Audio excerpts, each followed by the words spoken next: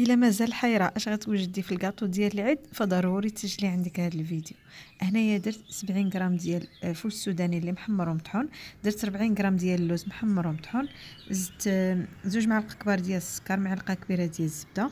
غادي نخلط مزيان.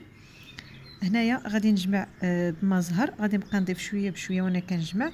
من بعد خليت الحشوه في الثلاجه. هنايا درت 125 غرام تاع الزبده، زدت عليها 2 معالق كبار ديال السكر كلاصي، زدت السكر فاني، 2 معالق كبار ديال الزيت، ودرت 2 معالق كبار ديال النشا، ودرت راس معلقه صغيره ديال خميره الحلوه. من بعد درت 2 معالق كبار ديال الماء زهر.